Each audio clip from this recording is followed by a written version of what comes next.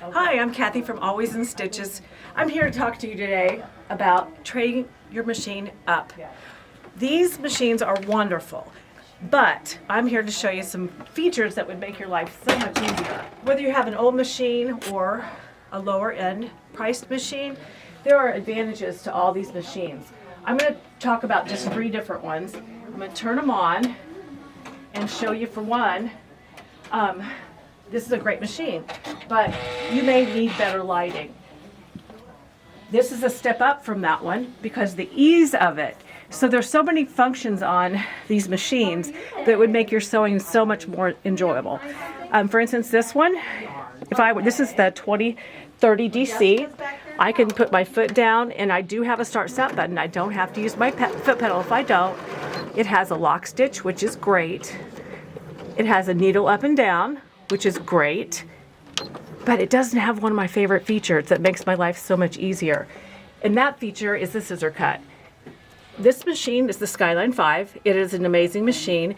It will also hold a memory where that one doesn't. So let's say I wanted to put a small label on my quilt. I could just find out which mode it has, which mode the letters are in, and I can push this mode key, and I can push numbers in to come up with the stitch that I want. It also sets the width and the length where it thinks you need to be, as well as the tension. But on the 2030, it won't hold a memory, so I can do a decorative stitch only, but it'll repeat it over and over and over. And then I'm going to talk about the Skyline 7. It looks very similar to the Skyline 5. It has the same throat space. It has adequate lighting, just like the Skyline 5, but the features on it make my sewing so much easier. I don't have to even drop my foot. It has a button to drop my foot, but I can just push the start button. It'll drop the foot for me, and it'll start sewing. I have a speed control here. I also can push the button in and slow it down. If I release it, it'll stop. This has one of my favorite features I would pay hundreds for, a scissor cut. The other thing I like about this Skyline 7 is the even feed foot. Neither one of these 2 machines comes with it. It's like a walking foot on steroids. The walking foot for the Skyline 5 and the Skyline, or the 2030 DC, it rides on the needle bar, or when the needle goes up and down, that's what makes the feed dogs go up and down. The Skyline 7 and then up with all the different machines, it has an even feed system where it engages and the feed dogs align and they pull together with the fabric, so your fabric's evenly pulled, whereas the walking foot on the Skyline 5 and the 2030, it pulls the fabric, it helps pull the fabric, but it's not even. This machine also has a dial that if you're getting any puckering, you can adjust it so you're not getting any puckering with your walking foot. This is interchangeable. You can get different feet put on it. You can get a 1/4 inch foot put on here. You can put a stitch in the ditch. You can put an open toe so you can see your decorative stitches. But that's another feature I like.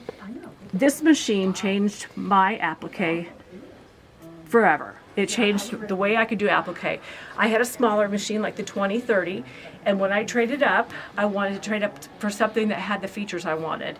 I did like the throat space, I loved the lighting, but if I wanted to do machine applique, I could go right into this little t-shirt.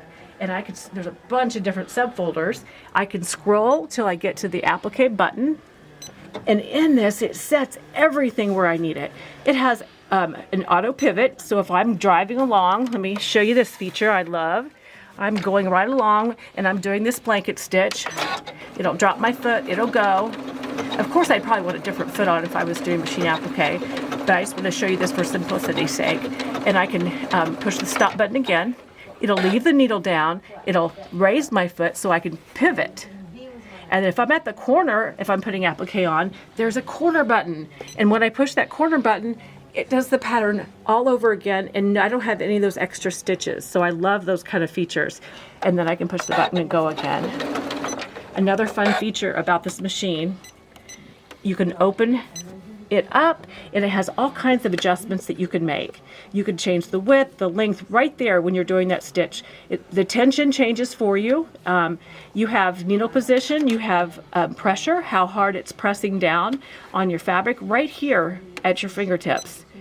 Another very cool feature I like. if I don't put in a lot of zippers, but I've been starting to make bags. So if I go into that little t-shirt again and I go back, there's a zipper tab.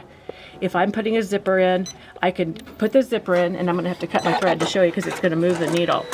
I can go from the left side of the zipper foot, zip, sew. I can go to the right side of the zipper foot, zip and sew. It makes everything so much easier. So I just kind of wanted to come today to show you, if you're having to work for your machine and you're having to work to sew, it's not as much pleasure. So I'm thinking if you guys want to come in and play, that would be great, and I can show you the differences between all the different models, just to show you how easy and fun it can be on these machines. And if you've had an old machine for a while, you may think about trading up, just because it will make your life more enjoyable when you sew. Thanks again. Talk to you soon.